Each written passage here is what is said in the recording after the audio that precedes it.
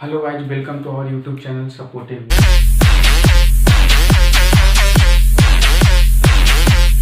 In previous lecture we study about Coulomb's law in electrostatics. In this lecture we know about superposition theorem.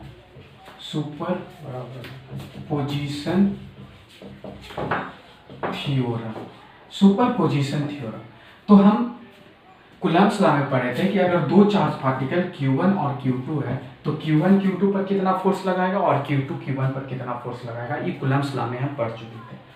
तो अगर system में एक से दो charge particle से ज्यादा चार्ज पार्टिकल है और उसमें से कोई एक चार्ज पार्टिकल पर फोर्स निकालना है बचा हुआ चार्ज पार्टिकल के द्वारा, तो उस क्वेश्चन को सॉल्व करने के लिए हम यूज करेंगे सुपरपोजिशन थ्योरम। जैसे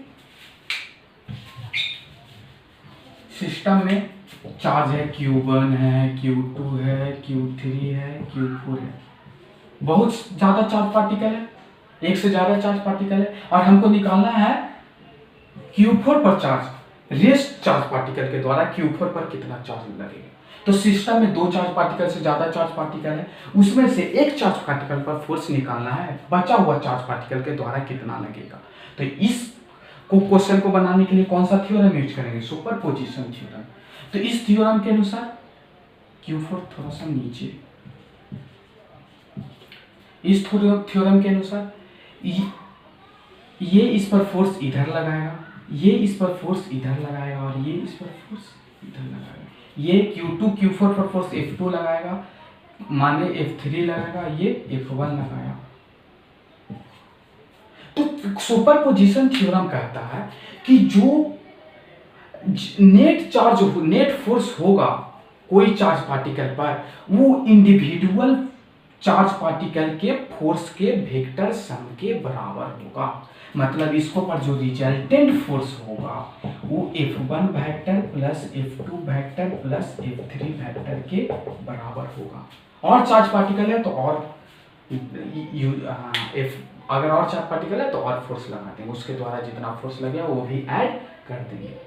तो जो इंपॉर्टेंट ये है, जो ये फोर्स F1 है, जो पहले ये दोनों चार्ज पार्टिकल सिर्फ रहता तो जितना फोर्स लगता अभी भी उतना ही फोर्स है। जैसे कहने का मतलब इन दोनों के बीच में अगर डिस्टेंस R1 है, इन दोनों के बीच में, तो अगर केवल ये दोनों फोर्स रहता, केवल ये दोनों चार्ज रहता और बाकी चार्ज नहीं रहता तो फोर्स कितना लगता, F2 बराबर K Q2 Q4 by R1 square, ये फोर्स लगता।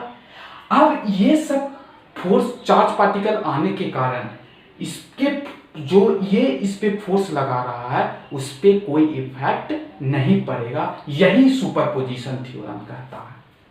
तो अभी भी force K Q4 by R1 square ही लगेगा।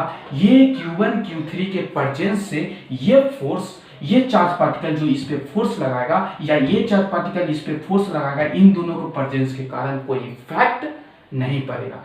पहले जितना फोर्स लग रहा था अभी भी उतना ही फोर्स लगेगा।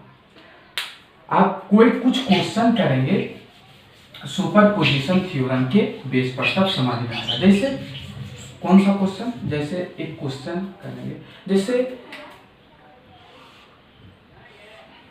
इक्विलेटरल ट्रायंगल है जिसका साइड है इक्विलेटरल ट्रायंगल का E, एंगल 60 डिग्री। यहाँ पे चार्ज Q है, यहाँ पे चार्ज Q है, यहाँ पे चार्ज Q है। तो निकालना है कि ये कॉर्नर B है, ये कॉर्नर A है, ये B है और ये C है। तो निकालना है net force on A due to B and charge placed on B and C। तो सिस्टम में दो चार्ज पार्टिकल से ज्यादा चार्ज पार्टिकल है, उसमें से कोई एक चार्ज पार्टिकल पर फोर्स निकालना है, तो कौन सा थ्योरम यूज करेंगे, सुपरपोजिशन थ्योरम। अब ये दोनों सेम नेचर का फोर्स है तो ये दोनों रिपेल करेगा, तो ये इस पर किस डायरेक्शन में फोर्स लगाएगा, ऑटोवार्ड, रेडियली ऑटोवार्ड लगाएगा F। ये दोनों सेम नेचर का फोर्स है तो ये इस पर कितना फोर्स लगाएगा, F इधर।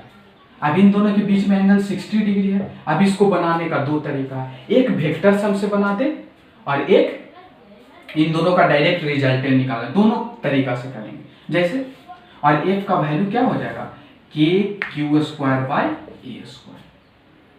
कूलम्ब्स लॉ से। जैसे पहले हम केवल फॉर्मूला लगा दें एफ रिजल्टेंट के मॉड का, तो ये हो जाएगा root under F square plus F square plus 2f1 f2, दोनों के बीच में एंगल 60 डिग्री है तो cos 60 का वैल्यू 1/2, तो इसका वैल्यू आ जाएगा रूट 3 इंटू एफ कितना होगा K Q square by A square. अगर हम इसको रिजॉल्व करके बनाए तब पर भी देखते हैं वही आंसर आना चाहिए। रिजॉल्व करते हैं, इसका एक इधर कंपोनेंट होगा एफ cos 60 और एक नीचे कंपोनेंट होगा एफ sin 60। अगर हम इसको पॉजिटिव एक्स एक्सिस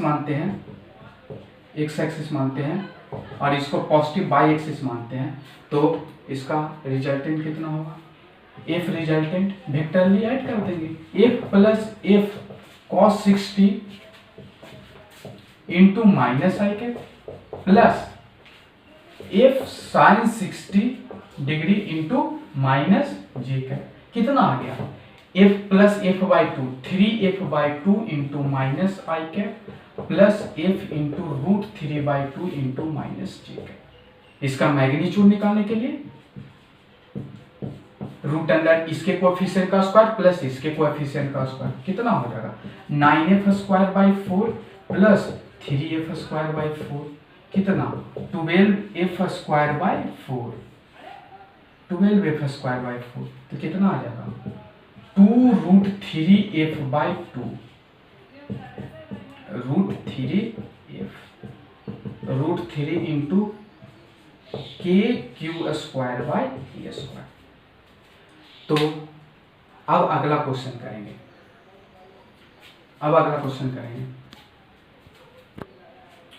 क्वेश्चन क्या करें, यही इक्विलेटरल ट्रायंगल था, यही इक्विलेटरल ट्रायंगल है, यहाँ पर चार्ज क्यू है, यहाँ पे चार्ज क्यू है और यहाँ पे हम चार्ज को चेंज कर दें, चार्ज के मैग्नीट्यूड को तो सेम रखें लेकिन उसका साइन चेंज कर दें, तब क्या इफेक्ट आएगा, तब देखते हैं ए बी और सी।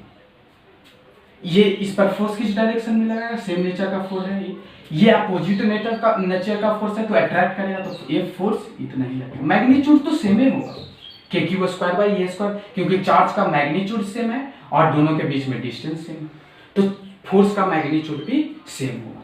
अब दोनों तरीका से बनाएंगे, पहला तरीका में ये 60 डिग्री है तो ये कितना डिग्री होगा 120 डिग्री, तो फार्मूला डायरेक्ट लगाएंगे एफ रिजल्टेंट का होल के मैग्नीट्यूड का formula root under F square plus 2f1 f2 cos 120 का वैल्यू -1/2, तो ये -1/2 हो जाएगा, तो ये किसके बराबर आ गया f के बराबर, 2f square minus f square f के बराबर, तो f रिजल्टेंट का मैग्नीट्यूड आ गया f के बराबर, f का वैल्यू कितना आएगा के Q square by A square, Coulomb's law से, मतलब ये जो आया वो कितना आया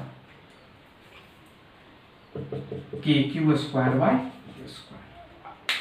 अब इसी को हम रिजॉल्व करके बनाएंगे, कैसे, इस फोर्स को रिजॉल्व कर देंगे तो इधर f cos 60 और इधर f sin 60 का वैल्यू रूट 3f/2 और e f/2 है।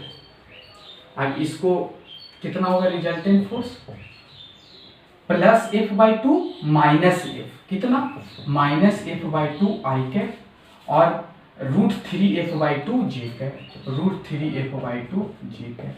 अब इसको मोड, इसका मैग्नीट्यूड कितना, कोएफिशिएंट ऑफ एक्स एक्सिस का square plus coefficient of J cap का होल स्क्वायर, तो root under f square by 4 plus 3f square by 4f square by 4, कितना f के बराबर K Q square by A square. तो दोनों से answer क्या आया, सेम आया, दोनों से आंसर सेम आया, सेम आना चाहिए और सेम आ गया। अगला क्वेश्चन करेंगे, एक स्क्वायर है और स्क्वायर के कॉर्नर पर चार्ज क्या है, क्यू है, तो यहाँ पे चार्ज क्यू, यहाँ पे चार्ज क्यू, यहाँ पर भी चार्ज क्यू है, यहाँ पे भी चार्ज क्यू है। अब नेट फोर्स ऑन इस पॉइंट पर नेट फोर्स निकालना है, तो सिस्टम में एक से ज्यादा चार्ज पार्टिकल है, उसमें से कोई एक चार्ज पार्टिकल पर फोर्स निकालना है, तो कौन सा थ्योरम यूज करेंगे, सुपरपोजिशन थ्योरम। ये दोनों सेम नेचर का फोर्स है तो ये फोर्स ये इधर लगाएगा, ये इसका स्क्वायर का साइड ए दिया हुआ है, ये दोनों सेम नेचर का फोर्स है तो ये फोर्स इधर लगाएगा, और ये दोनों भी सेम नेचर का फोर्स है, तो एक फोर्स इधर लगाएगा, ये एंगल 45 है। अब दो तरीका, इसको रिजॉल्व करके बनाएंगे या तो रिजॉल्व करके यहाँ पर बनाएंगे 45, दो से ज्यादा फोर्स है तो इसको इधर और इधर रिजॉल्व करेंगे, तो ये कितना होगा, ये हो जाएगा इधर f cos 45 और इधर f sin 45, तो f वेक्टर का कितना हो जाएगा, इसको x एक्सिस पॉजिटिव और इसको y एक्सिस पॉजिटिव लिए हैं, तो ये हो जाएगा f plus f cos 45 degree into I cap minus I cap plus f sin 45 degree into minus ji cap, ये हो जाएगा f sin 45 और plus f sin 45 degree plus f छूट गया इंटू माइनस जी कैप हो गया, तो ये हो जाएगा f plus F by root two into minus I cap plus f plus F by root two into minus ji cap. अब इन दोनों का रिजल्टेंट का मैग्नीट्यूड निकालने के लिए f रिजल्टेंट हो गया, इसका मैग्नीट्यूड दोनों सेम फोर्स में रूट अंडर इसके कोएफिशिएंट का स्क्वायर प्लस इसके कोएफिशिएंट का स्क्वायर दोनों बराबर है, दोनों का कोएफिशिएंट बराबर, तो रूट टू इंटू दिस, तो इसका रिजल्टेंट हो गया root two into F into one plus one by root, F resultant का फॉर्मूला यही हो गया। अब कूलम्ब्स लॉ को वेक्टर फॉर्म में लिखने के लिए हम सीखेंगे कि कूलम्ब्स लॉ को वेक्टर फॉर्म में कैसे लिख सकते हैं। तो ये है एक्स एक्सिस वाई एक्सिस है, यहाँ पर कोई चार्ज पार्टिकल Q1 है, यहाँ पर कोई चार्ज पार्टिकल Q2 है, इन दोनों के बीच यहाँ से ये ऑरिजिन है, यहाँ से इसका रेडियस वेक्टर r1 वेक्टर है और इसका रेडियस वेक्टर r2 वेक्टर है और इसका रेडियस वेक्टर r वेक्टर है। तो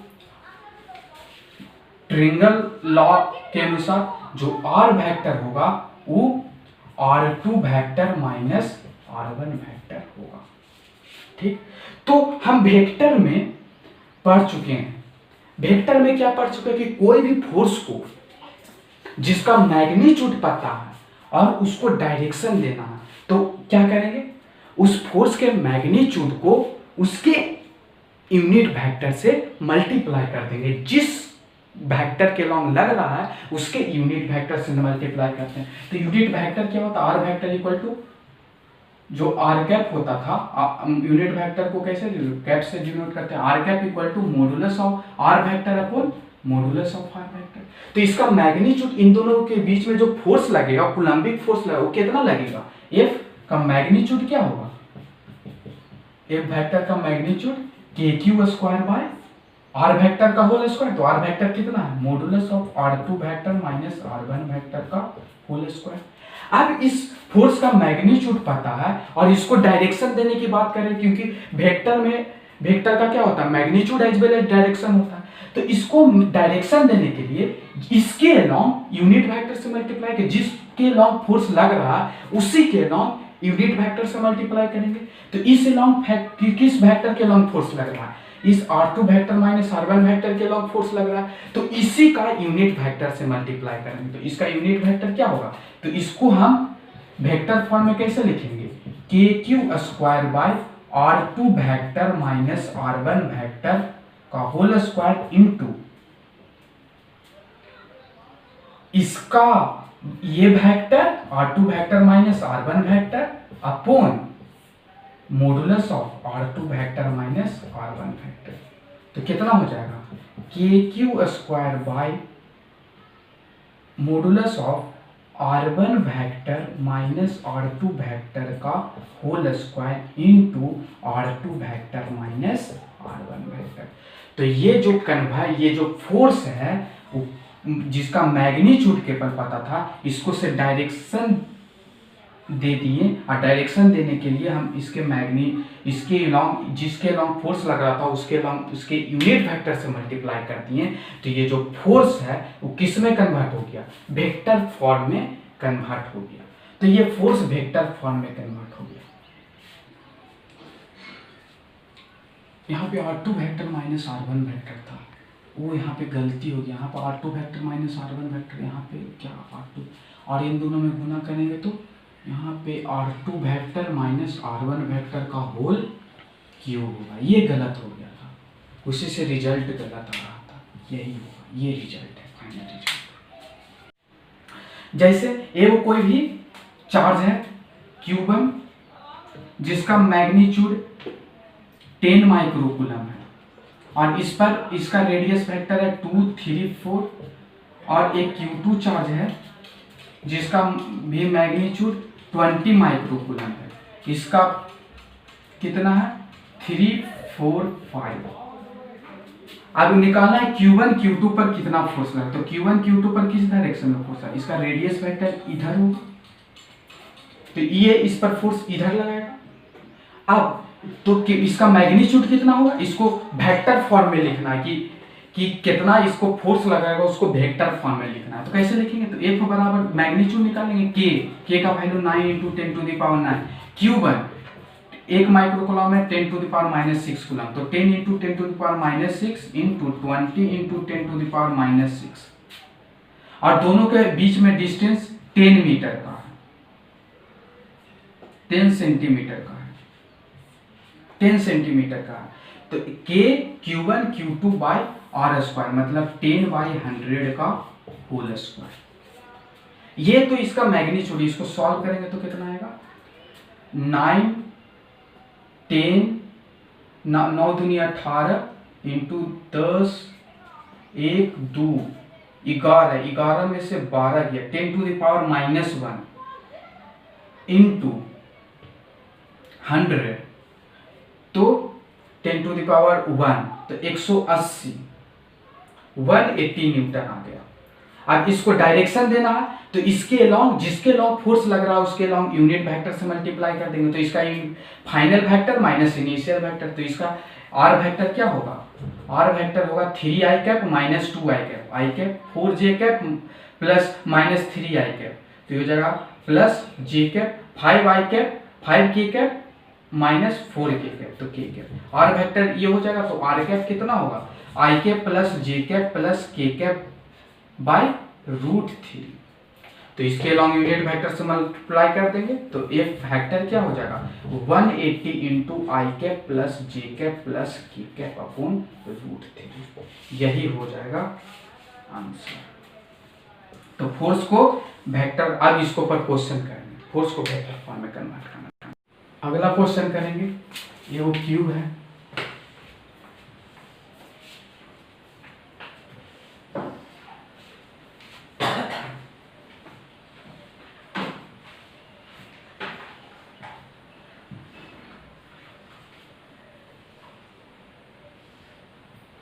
क्यूब का साइड कितना दिया हुआ है, ए दिया हुआ है, क्यूब का साइड ए है, मतलब ये जो साइड है वो ए है, और हर कॉर्नर पर एक चार्ज पार्टिकल क्यू रखा गया है, हर कॉर्नर पर एक चार्ज पार्टिकल है क्यू।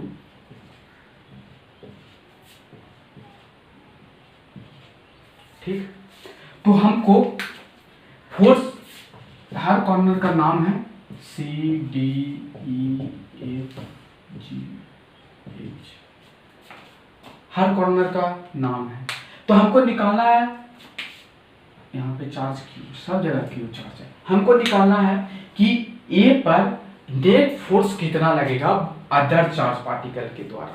तो सिस्टम में एक से ज्यादा चार्ज पार्टिकल है, उसमें से कोई एक चार्ज पार्टिकल पर फोर्स निकालना है, तो यूज करेंगे सुपरपोजिशन थ्योरम।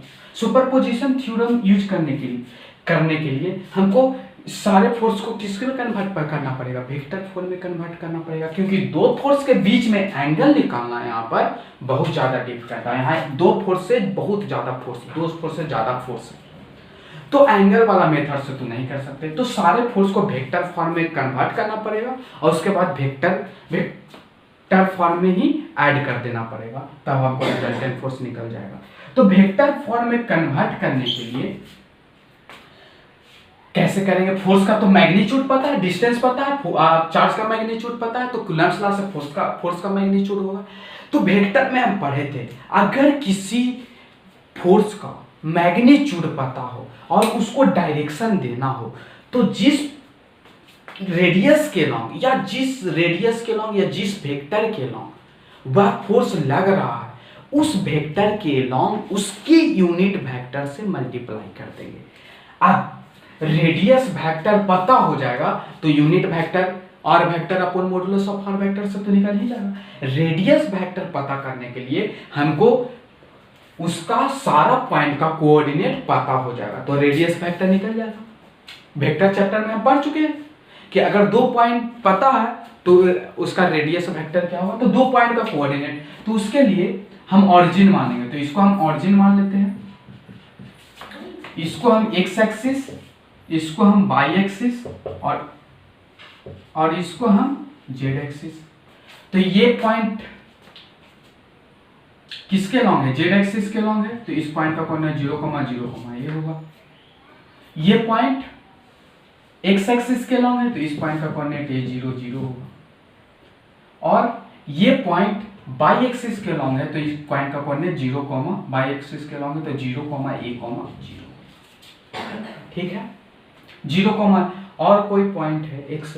अब कोई अलग पॉइंट पर निकालना है तो हम यूज करेंगे कॉन्सेप्ट किसका, कोऑर्डिनेट का। अगर किसी पॉइंट का कोऑर्डिनेट 2, 3, 4 है, इसका मतलब एक्स एक्सिस के लॉन्ग 2 मीटर गया, वाई एक्सिस के लॉन्ग 3 मीटर गया और जेड एक्सिस के लॉन्ग 4 मीटर गया। तो हमको इस पॉइंट का कोऑर्डिनेट निकालने के लिए हमको पता होना चाहिए कि एक्स एक्सिस के लॉन्ग कितना गया, वाई एक्सिस के लॉन्ग कितना गया और जेड एक्सिस के लॉन्ग कितना गया। तो हम इस पॉइंट का कोऑर्डिनेट निकालना चाहते हैं, तो एक्स एक्सिस के लॉन्ग ए गया और जेड एक्सिस के लॉन्ग ए गया। तो इस पॉइंट का कोऑर्डिनेट a, 0, a हो गया। एक्स एक्सिस जेड एक्सिस के लॉन्ग है। और इस पॉइंट का कोऑर्डिनेट निकालना, तो एक्स का एक्सिस के लॉन्ग ए गया, जेड एक्सिस के लॉन्ग ए गया और बाई एक्सिस के लॉन्ग ए गया, तो a, a। इस पॉइंट का कोऑर्डिनेट निकालना है, तो एक्स के लॉन्ग ए गया, बाई के लॉन्ग ए गया, तो इस पॉइंट का कोऑर्डिनेट a, 0। और बच गया ये पॉइंट का कोऑर्डिनेट निकालना है, तो जेड एक्सिस के लॉन्ग ए गया और बाई एक्सिस के लॉन्ग ए गया, तो 0, a, इस कोऑर्डिनेट हो गया। सारा पॉइंट का कोऑर्डिनेट निकल गया। तो इस पर फोर्स किस डायरेक्शन में लगाएगा, F1 इधर लगाएगा। तो F1 का मैग्नीट्यूड कितना होगा, K Q1 Q2 by R square, R A है तो KQ square by A square.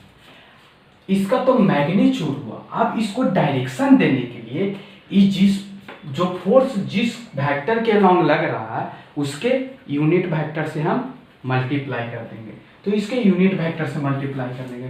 तो आर कैप क्या होता था, R vector upon modulus of R vector. अगर 2 पॉइंट पता है तो R vector final position minus initial position से निकालते थे, तो इसका minus A I cap upon इसका मोड कितना होगा ए, तो ये कितना होगा K Q square by A square into minus, ये F1 वेक्टर हो गया। अब इसी तरह ये फोर्स निकालेंगे, ये मान लिए F2 वेक्टर, सिंपल तरीका से वही के Q1 Q2 by are square, तो के Q square by A square. अब जिस फोर्स के लॉन्ग लग रहा है उसके लॉन्ग यूनिट वेक्टर से मल्टीप्लाई करेंगे, तो unit vector final position minus initial position, final position है इनिशियल पोजीशन ही है, तो कितना होगा minus A K cap, minus A K cap, और इसका मैग्नीट्यूड कितना होगा ए के बराबर, magnitude of minus A I cap equal to A, क्योंकि modulus of A into B equal to modulus of A into modulus of B. I cap का magnitude 1, minus A का magnitude A, तो इसलिए minus A I cap का magnitude A होगा। ठीक है, तो इसका मैग्नीट्यूड ए हो गया। इसका कितना होगा K Q square by A square into minus के कैप। F3 वेक्टर में कन्वर्ट हो गया। अब F3 वेक्टर निकालेंगे, F3 वेक्टर ये वाला फोर्स निकालेंगे, ये तो ये इस पर फोर्स किधर लगाएगा इधर, F3 कितना हो गया के क्यू स्क्वायर बाय साइड तो ये और इसके लॉन्ग यूनिट वेक्टर से मल्टीप्लाई करेंगे, final position minus initial position, तो ये हो जाएगा माइनस ए जे कैप और R vector upon modulus of R vector, modulus of R vector कितना है ए, तो ये कितना हो जाएगा K Q square by A square into minus J cap, ये हो गया। अब ये फोर्स निकालेंगे, ये इस पर फोर्स F4 इधर लगेगा माइनस जे, तो F4 कितना होगा, ये मैग्नीट्यूड, तो ये कितना होगा √2, ये है ये ए है, तो ये कितना होगा √2, ये स्क्वायर साइड हो तो ये √2a होगा, ये √2a होगा, तो F4 कितना होगा के क्यू स्क्वायर बाई कितना आर स्क्वायर की जगह पर 2a square, final position minus initial position, तो माइनस ए आई कैप और minus A K cap upon इसके मॉडुलस का, तो ये हो जाएगा √2a, A I cap plus minus A I cap minus A J cap root under A square plus A square कितना होगा √2a। तो इस तरह से इसका मैग्नीट्यूड F4 निकल गया। अब F5 निकालेंगे ये फोर्स के कारण, तो ये फोर्स के कारण इस पर फोर्स किस डायरेक्शन में लगेगा, यहां से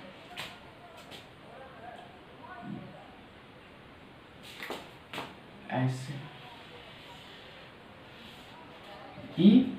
F5 हो गया, F5 हो गया, रेडियस वेक्टर के लॉन्ग लगेगा, थोड़ा सा लाइन टेढ़ा आगे, F5 हो गया, तो F5 कितना होगा, F5 वेक्टर में कन्वर्ट हो गया के क्यू स्क्वायर बाय, अब रेडी दोनों के बीच में की डिस्टेंस कितना होगा √2a, इन दोनों के बीच में डिस्टेंस कितना होगा √2a, ऐसे नहीं देखा था, अगर दो पॉइंट पता है तो दोनों के बीच में डिस्टेंस कितना होता है रूट अंडर x1 कोऑर्डिनेट का whole square plus x2 coordinate का होल x1 माइनस x2 का whole square plus x2 minus x3 का बाई 2 माइनस बाई 3 का होल स्क्वायर। जैसे ये पॉइंट है 2,3,4 और ये पॉइंट है 5,6,7, इन दोनों पॉइंट के बीच में डिस्टेंस निकालना था, रूट अंडर 5 माइनस 2 का whole square plus root 5 minus 2 का होल स्क्वायर प्लस 6 माइनस 3 का होल स्क्वायर प्लस 7 माइनस 4 का होल स्क्वायर। इसी से डिस्टेंस निकाल सकते हैं डिस्टेंस फॉर्मूला से।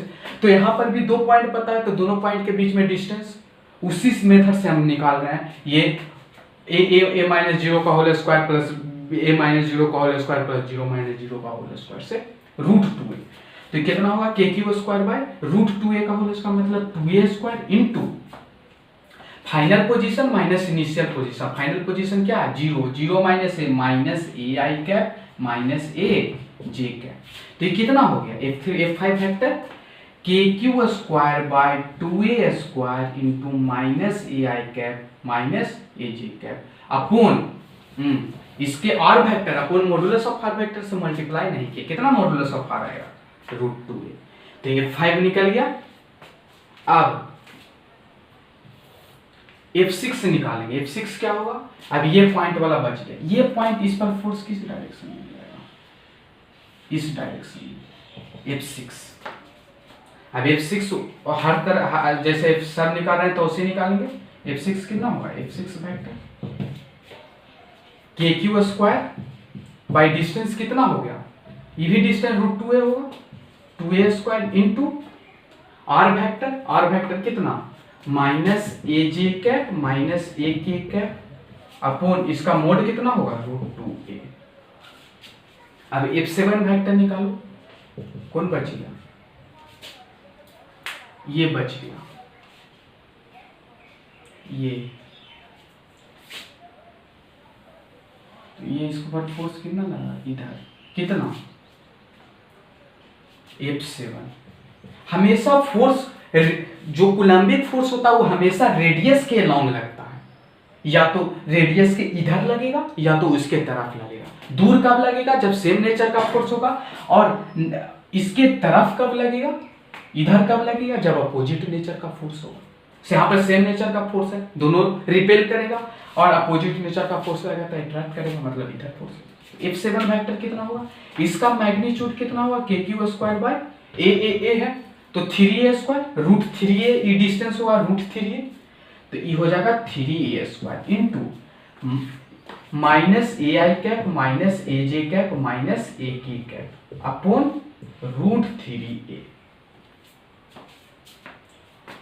अब जो इसके ऊपर रिजल्टेंट फोर्स होगा एफ रिजल्टेंट वो कितना होगा, F1 vector plus F2 vector plus F3 vector plus F4 vector plus F5 vector plus F6 vector plus F7 vector, सारे वेक्टर के सम के बराबर होगा। अब F1 वेक्टर कितना है, KQ minus KQ² by A² into I cap plus F2 vector कितना है, minus KQ² by A² into J cap. F3 vector कितना है, ई के कैप है, ई के कैप है प्लस F3 वेक्टर यहाँ पर हो जाएगा minus KQ² by A² into J cap. F4 vector कितना है, plus KQ² by 2a² into minus A I cap minus A K cap. F5 vector कितना है, KQ² बाई F5 वेक्टर यहाँ पे लिख देते हैं KQ² by 2a² minus A I cap minus A J cap upon √2a। F6 vector कितना है, ये है KQ² by 2a² into minus A J cap minus A K cap upon √2a। और F7 वेक्टर कितना है, KQ² by 3a² into minus A I cap minus A J cap minus A K cap upon √3a। ये सारा force निकल गया। आप सारों इसको और सोल्व कर सकते हैं, KQ² बाई A² कॉमन लेके ऐड कर सकते हैं, तो इसको फर्दर भी सॉल्व कर सकते हैं। सॉल्व करके जो आंसर आएगा वही होगा। तो सॉल्व करते हैं, कितना कॉमन लेंगे, KQ² बाई यहाँ है, इसके बाद यहाँ, इसके बाद है यहाँ, कैसे, KQ² बाई A² सम में कॉमन है तो KQ² बाई A² कॉमन लेंगे, तो यहाँ पर आएगा माइनस आई कैप माइनस के कैप माइनस जे कैप, यहाँ minus I0 by 2 minus I0 by 2√2 I cap minus I0 by minus I cap minus 1 by 2√2 I cap, उसके बाद माइनस 1 बाई 2√2 के कैप, यहाँ से आ जाएगा minus 1 by 2√2 I cap minus 1 by 2√2 J cap minus 1 by 2√2 J cap minus 1 by 2√2 के cap, यहाँ से आ जाएगा minus 1 by 3√3 I cap minus 1 by 3√3 J cap minus 1 by 3√3 के कैप, यहाँ से आ गया। इसको यही एफ रिजल्टेंट के बराबर है। ये इसको सॉल्व करेंगे तो एफ रिजल्टेंट कितना आ जाएगा, एफ रिजल्टेंट वेक्टर फॉर्म में कितना, KQ² by A² minus I cap common लेंगे, minus I cap minus I cap by 2√2 और minus I cap by 3√3, minus I cap common लेंगे तो क्या आ जाएगा 1 plus 1 by 2√2 plus 1 by 3√3 into minus I cap. वैसे ही माइनस जे कैप कॉमन लेंगे तो 1 plus 1 by 2√2 plus 1 by 3√3 minus J cap, और के कैप में भी वैसे ही होगा 1 plus 1 by 2√2 plus 1 by 3√3 into minus के कैप। ये हो गया एफ रिजल्टेंट। इसको सॉल्व करने के बाद अब अब इसका मैग्नीट्यूड निकालना है, एफ रिजल्टेंट का मैग्नीट्यूड कितना होगा। तो एफ रिजल्टेंट का मैं आई कैप जे कैप और के कैप के फॉर्म में लिखा हुआ है। तो इसका मैग्नीट्यूड निकालने के क्या फॉर्मूला है, रूट अंडर इसका आई कैप के कोफिशिएंट का स्क्वायर प्लस जे कैप के कोफिशिएंट का स्क्वायर प्लस के कैप के कोफिशिएंट का स्क्वायर, तीनों बराबर है। तो इसका मैग्नीट्यूड कितना होगा, √3 इंटू 1 प्लस 1/2 √2 प्लस 1/3 √3। तो इस क्वेश्चन में क्या किए, इस क्वेश्चन में सुपरपोजिशन थ्योरम और कूलम्ब्स लॉ के यूज से हम पूरा क्वेश्चन सॉल्व कर देंगे। अब चलेंगे नेक्स्ट क्वेश्चन, और यहाँ पे √3 इंटू और के Q square by A square यहाँ पे बच गया, तो के Q square by A square, तो ये हो गया √3 के Q square by A square into this, ये हो जाएगा √3 के Q square by A square. एक के Q square by A square common था जो छूट गया था, 1 प्लस 1/2 √2 प्लस 1/3 √3। तो अब अगला क्वेश्चन, तीन चार्ज पार्टिकल है जो इक्विलेटर ट्रायंगल के कॉर्नर पर रखा गया है। अब ये इक्विलेटर ट्रायंगल को सस्पेंड किया गया है एक पॉइंट पी पर, मतलब इक्विलेटर ट्रायंगल यहाँ पर होगा, यहाँ पे पॉइंट ऑफ सस्पेंशन होगा, यहाँ से स्ट्रिंग तीनों पर लगा दिया गया है और स्ट्रिंग का लेंथ एल है और इसका साइड क्यू है, ए है, और चार्ज पार्टिकल का चार्ज क्यू है और उसका मास एम है। तो हमको निकालना है कि चार्ज क्यू कितना होगा।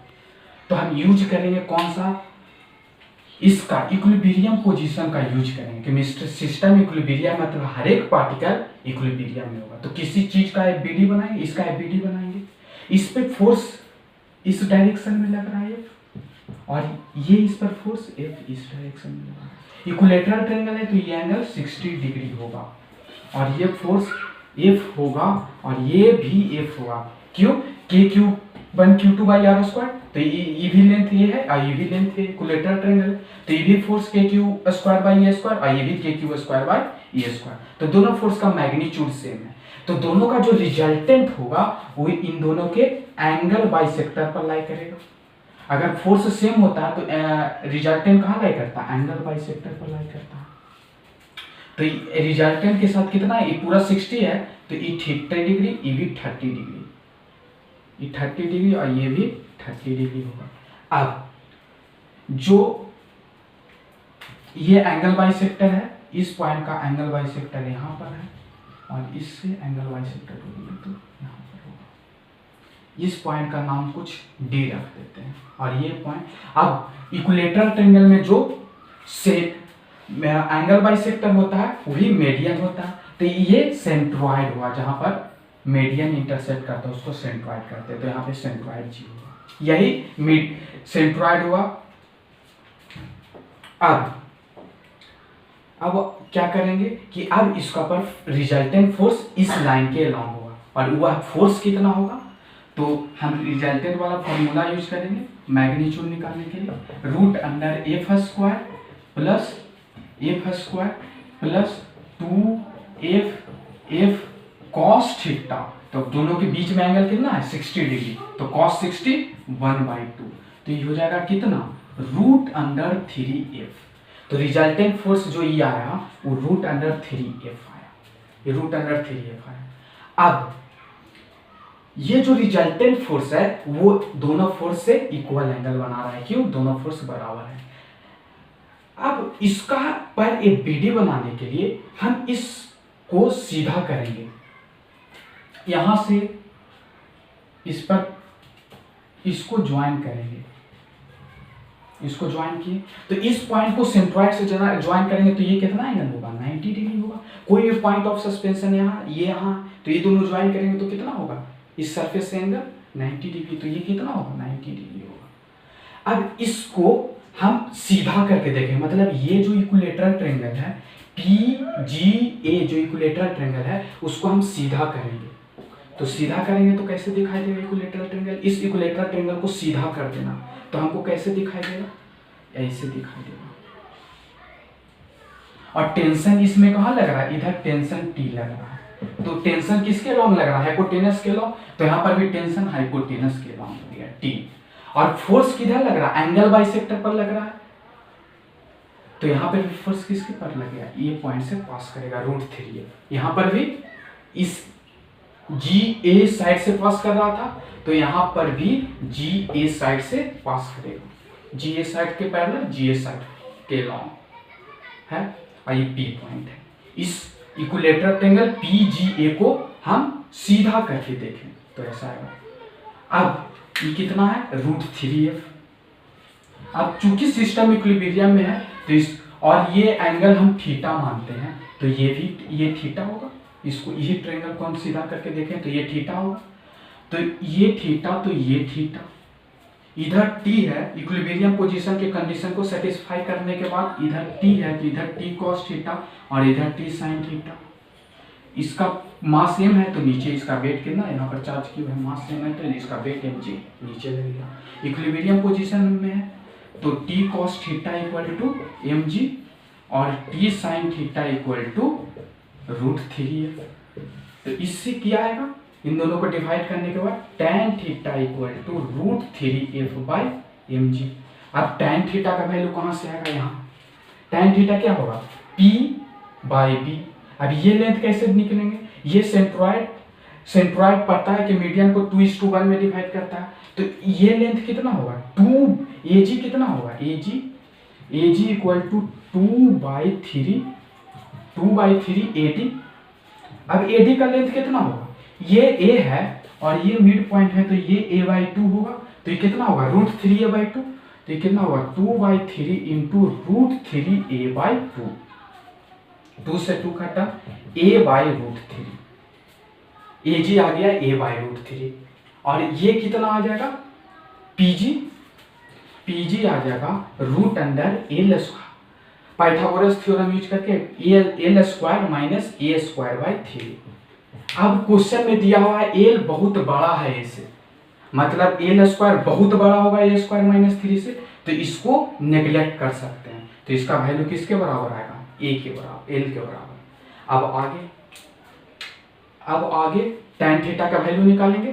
tan थीटा का वैल्यू क्या आएगा बताओ, tan थीटा का वैल्यू AG/PG, P/B, तो AG कितना है, a/√3 और बाई PG तो a/√3 है।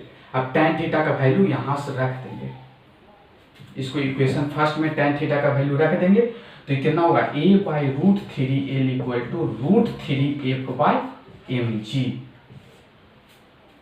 तो f का वैल्यू कितना होगा, फोर्स कितना लगेगा, साइड A है, चार्ज Q है, तो फोर्स कितना, कूलम्ब्स लॉ से kq²/a², तो फोर्स का मैग्नीट्यूड यहाँ पर रख देंगे, तो आ जाएगा a/√3L equal to √3 kq²/a² into mg। यहां से q का वैल्यू आ गया aq into mg upon 3L into k का रूट, यही q आया, aq into mg upon 3L k, और k का वैल्यू कितना होता, 1/4πε0, तो ये हो जाएगा 4πε0 aq into mg upon 3L, यही चार्ज q का मैग्नीट्यूड हो गया। तो इस क्वेश्चन में कुछ नहीं किए, इस क्वेश्चन में केवल सुपरपोजिशन थ्योरम लगा, एक से ज्यादा चार्ज पार्टिकल था, एक चार्ज पार्टिकल पर फोर्स निकालना था, सुपरपोजिशन थ्योरम का यूज करके और कूलम्ब्स लॉ से फोर्स निकाले, और ये क्वेश्चन सॉल्व हो गया। अब